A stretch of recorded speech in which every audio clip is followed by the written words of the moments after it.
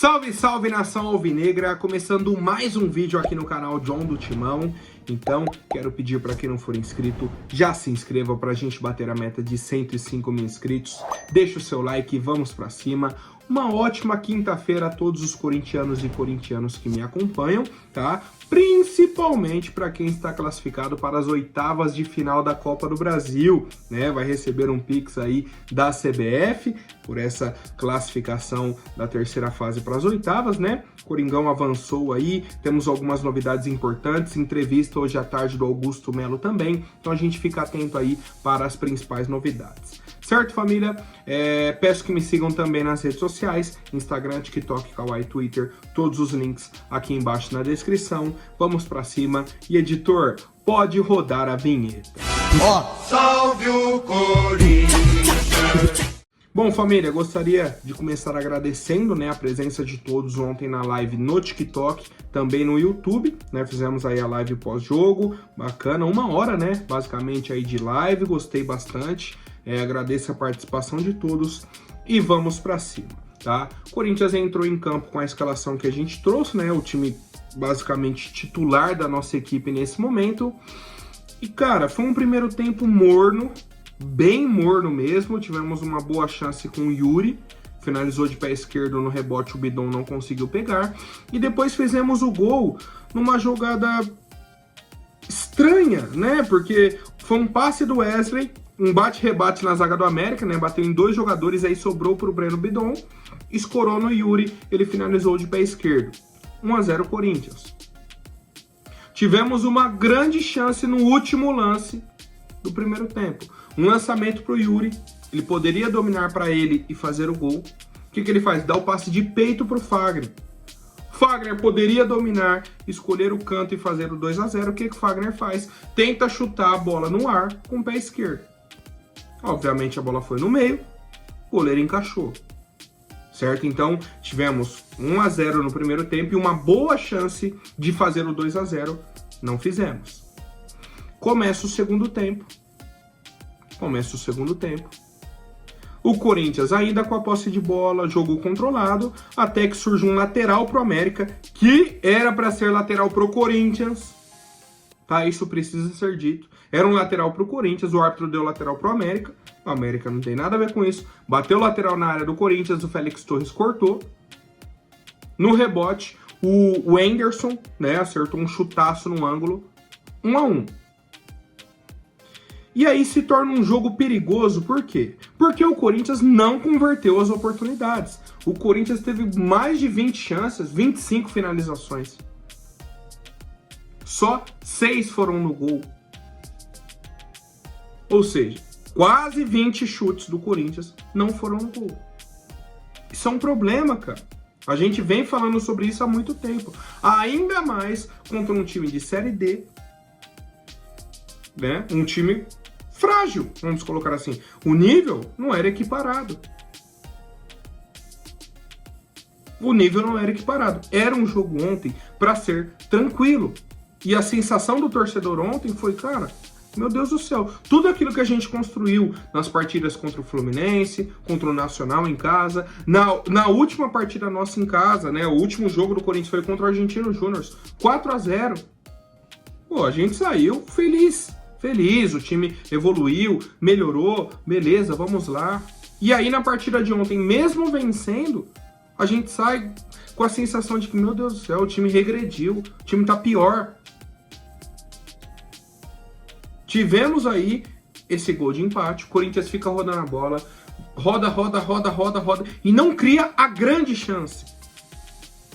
Na verdade até criou, né, um lance do Mosquito na linha de fundo, cruzou pro Yuri, já tinha passado do goleiro, era só escorar, o Yuri conseguiu perder o gol, né, o zagueiro travou a bola, mas assim, é um lance que não pode perder, ele tinha muito espaço para finalizar, ele deu um chute meio que na diagonal para trás, não pode. Yuri, trava o seu corpo e finaliza. O zagueiro não vai te desarmar se você travar o seu corpo, se você tirar ele do lance, tá? Aí a gente perde uma grande chance, o América faz um cruzamento perigoso, né? A bola corre a área inteira do Corinthians, o atacante não consegue finalizar no segundo pau. E aí, já na reta final, o Corinthians mata o jogo, né? Aos 45 já do segundo tempo. A gente foi resolver realmente o jogo aos 45. Porque até lá, dos 6 minutos do segundo tempo até os 45, né? Então em torno aí 40 minutos, ficou naquela apreensão. Pô, o Corinthians tá com a bola, mas o Corinthians não mata o jogo. Por isso a sensação de que a gente não fez um bom jogo. Porque durante 40 minutos do segundo tempo, a gente correu o risco de ir para os pênaltis. Foi um risco efetivo do América? Não foi, mas o risco tinha. Por quê? Porque o Corinthians não matava o jogo. O Corinthians teve 6 finalizações no gol, em casa, com a arena lotada, nosso time titular, contra um time de Série D. É muito pouco, cara. É muito pouco.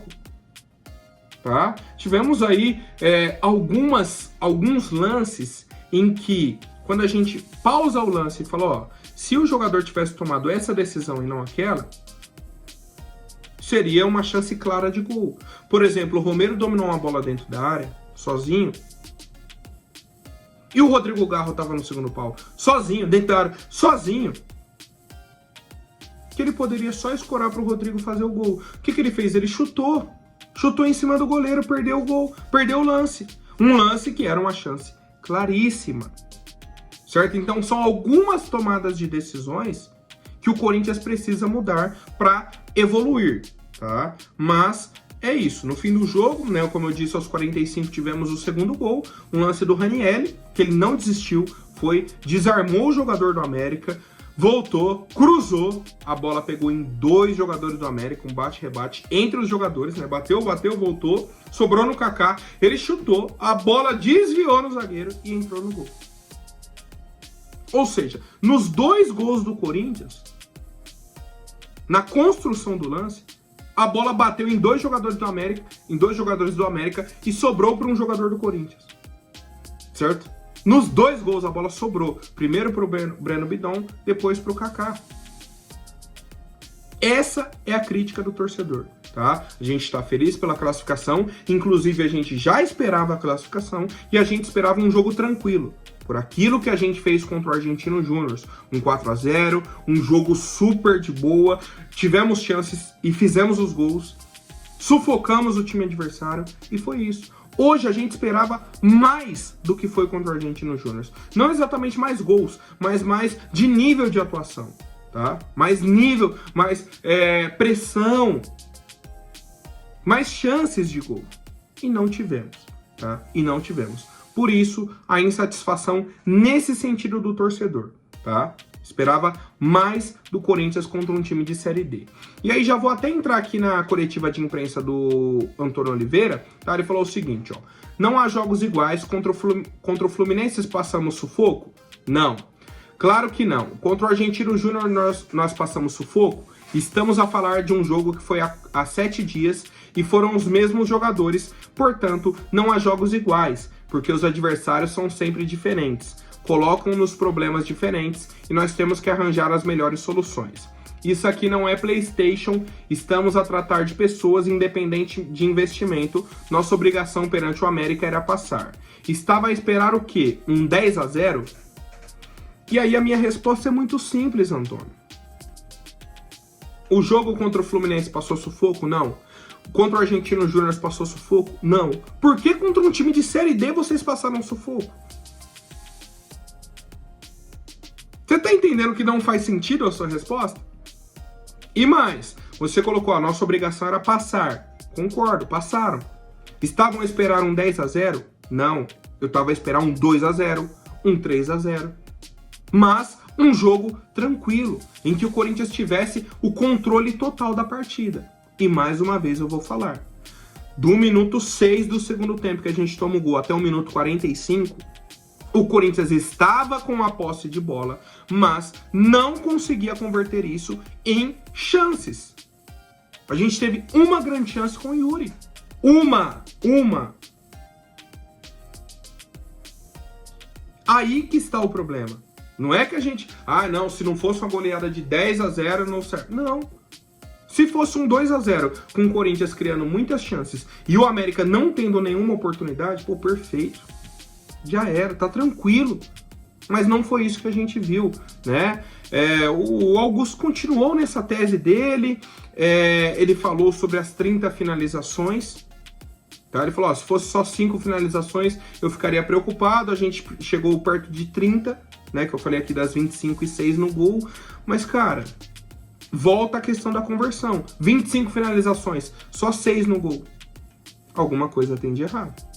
Alguma coisa precisa melhorar. E mais uma vez vou repetir, a gente está falando sobre um jogo contra um time de Série D dentro da Neoquímica Arena. A gente não pode achar isso normal. O nosso time titular, o nosso time há uma semana sem jogos. O último jogo foi na terça-feira. Não tem desculpa de cansaço, não tem desculpa de desfalque, não tem uma desculpa. Não tem uma desculpa. E aí, obviamente, tem torcedor que vai falar aqui, pô, mas classificou e você tá reclamando? Sempre tem alguém para falar isso. E aí, a gente vai voltar. Vamos analisar só o resultado? Ah, classificou, tá perfeito. Perdeu, tá horrível. Se for, é muito mais fácil para mim. Porque eu tô analisando desempenho.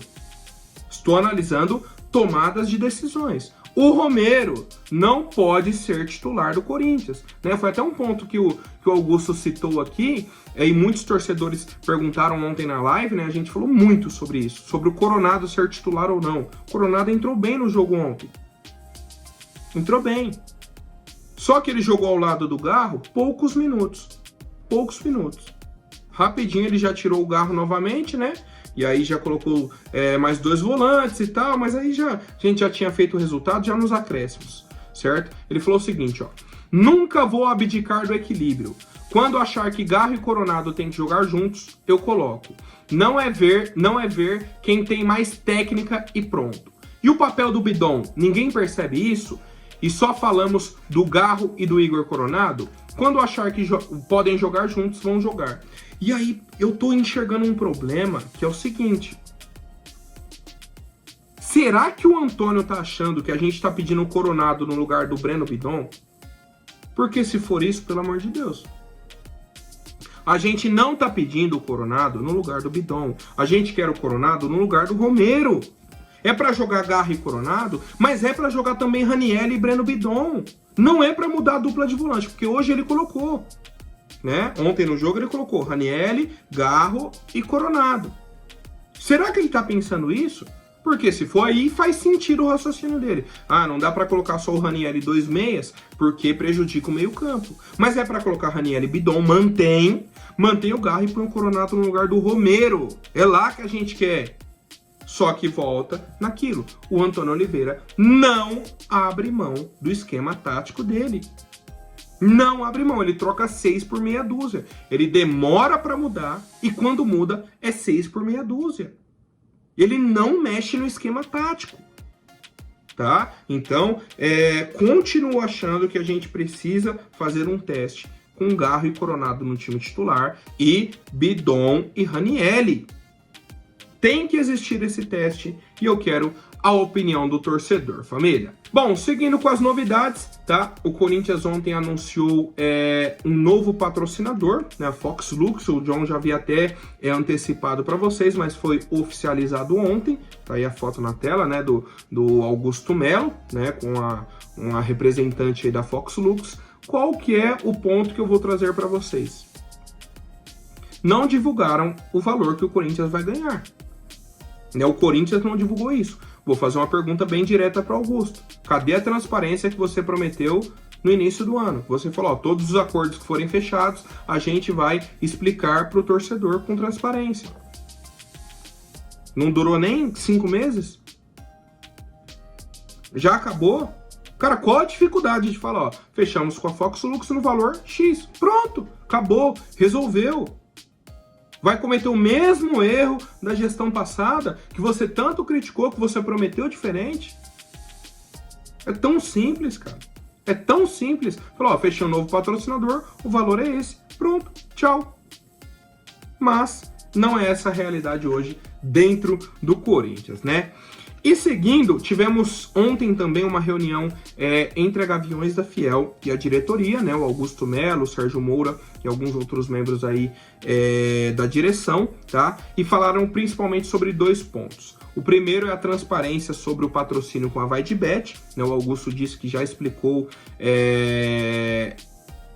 para o Conselho Deliberativo que a situação foi resolvida internamente, tá? E a Gaviões disse que vai marcar reuniões pontuais com a própria direção e com a oposição também para entender a situação de forma com que o clube não seja exposto, né? Com que isso não prejudique a imagem do clube. Outro ponto que eles falaram foi sobre a participação de membros da torcida organizada na reunião do Conselho Deliberativo, né? Principalmente sobre o assunto direito ao voto para o fiel torcedor, tá? E aí a Gaviões disse que vai participar da próxima reunião, né? Junto aí com o Conselho Deliberativo, pediu a presença de 2 membros da torcida na próxima reunião, tá? O Romeu Tuma Júnior ficou de dar uma resposta e a gente aguarda um retorno dessa situação, tá? Mas foram esses aí os 2 principais pontos da reunião marcada. Bom, família, um convite que eu queria fazer para vocês é para hoje, né? Pedi até para o editor colocar na tela, às 3 horas da tarde, né? Aqui tá amanhã, mas o post foi feito ontem, né? A situação é hoje. O Augusto Melo vai dar uma entrevista para o Cross, né? Do canal aí 14 e tudo mais. Não trouxeram pautas, tá? Ele falou, ó, amanhã receberemos o presidente do Corinthians, Augusto Melo, e vamos clarear as dúvidas da nossa torcida às 15 horas. Tá? Então, o John vai acompanhar nessa entrevista também, e eu vou fazer um pedido, não é nem pro Cross, tá? Que eu acompanho aí o trabalho dele, acredito que ele vai fazer as perguntas diretas, que ele sabe, né? Ele é torcedor, ele sabe o que a gente quer saber. A minha dica ou sugestão, ou até pedido, né? É pro Augusto Melo. Augusto, seja direto nas suas respostas. Não é, pronto. Porque você deu uma entrevista 2 semanas atrás lá pro canal do Benja, em que a maioria das suas respostas foi: não, mas entrando na próxima semana já tá resolvido. Vamos resolver aqui nos próximos dias. E a gente já tem 2 semanas e não tem resposta de nada, tá? Então, ou você fala que algo concreto, ou você fala que não tem. Não fica dando esperança de algo que não vai acontecer, porque a gente está nessa esperança desde o começo do ano, tá? A gente sabe das dificuldades, só que assim, se você ficar prometendo é pior. Você promete e não cumpre, o que acontece? Perde credibilidade, né? Quem fala a verdade não merece castigo. E você não vem falando a verdade. Você vem prometendo coisas que vocês não estão cumprindo, tá? Então o que eu peço é isso, seja direto, seja objetivo, seja transparente com o torcedor, tá? O pessoal comentou, né, muitas pautas que ele deveria falar e tudo mais. Acho que o Cross vai trazer tudo isso pra gente, tá? Bom, família, agora voltando à pauta do Antônio Oliveira, né, ele foi questionado aí sobre contratações, sobre o Daverson e tudo mais. Ele disse, ó, o Daverson tem um clube, tá? Não posso falar de um jogador que está em um clube, não posso falar e tenho que respeitar isso. Mas aí o pessoal perguntou, né, sobre possíveis contratações e tal. Ele falou, ó, isso é uma questão interna, a direção já sabe a folha que enviei. Com certeza vão nos ajudar a um trabalho mais forte. E aí a folha que ele está se referindo é a seguinte: o Antônio Oliveira pediu 4, não foram nem 4 reforços, foram 5, né? Reforços para o Corinthians, mas um está condicionado à seguinte questão. Vou trazer aqui as posições, né? É um lateral esquerdo, um volante, 2 pontas e um centroavante. Qual que é a questão do centroavante? Tem que negociar o Pedro Raul para trazer um novo centroavante, né? Seria uma das condições. Por quê? O Antônio Oliveira não gosta do Pedro Raul, tá? Ele acha que é um jogador que não tem condições de jogar no Corinthians. Qual que é o problema? Gastaram 25 milhões de reais na contratação do Pedro Raul no começo do ano. Simples. Pagaram esse valor absurdo no atleta. Então hoje, se o Corinthians conseguisse uma negociação para o Pedro Raul no valor que pagou, pô, seria perfeito. Você abre uma vaga e aí pode ir no mercado trazer o centroavante que o Antônio pediu, tá? Um ponto que o pessoal perguntou, se nessas posições, né, lateral esquerdo, volante, 2 pontas e um centroavante, se ele indicou nomes. E o Antônio Oliveira indicou, mas não divulgaram esses nomes, tá? Para o torcedor ter ciência aí dessa situação. Tá? Então, assim, ele pediu aí pelo menos 4 ou 5 contratações e a diretoria, né, vai dar uma resposta para ele ou vai buscar esses nomes aí para a janela do meio do ano.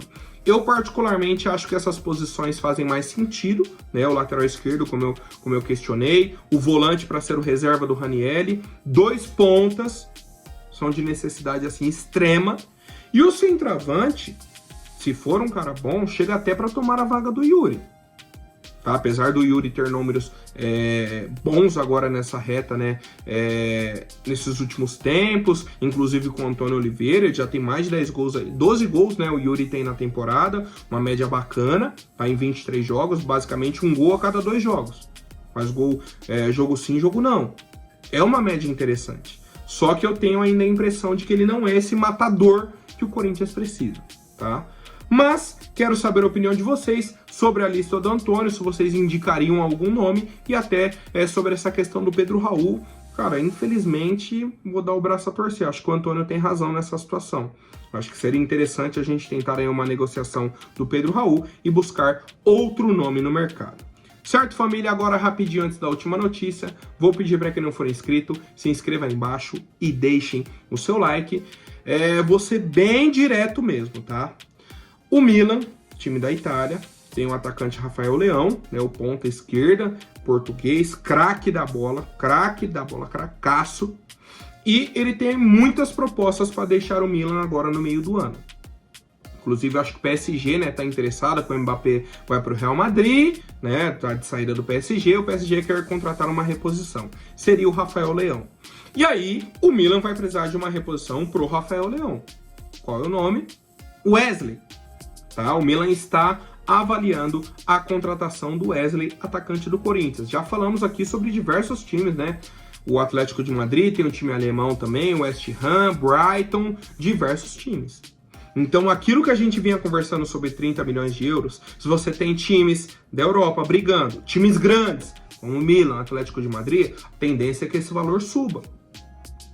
Então, se a gente chegar em algo próximo a 40 milhões de euros, melhor ainda para o Corinthians. Tá? Mas nesse momento não temos situações de valores, né? A última que o Corinthians recusou foi 27 ou 28 milhões de euros, acho que 27, né? Já próximos aos 30, só que se você tem mais de um time brigando aí pela contratação, você vai subindo o valor, tá? Então, mais um time está interessado na contratação do Wesley, dessa vez o Milan da Itália, e eu quero a opinião de vocês, família. Por hoje é isso, amanhã eu volto com mais novidades sobre o nosso Coringão. Até mais, um forte abraço e vai Corinthians!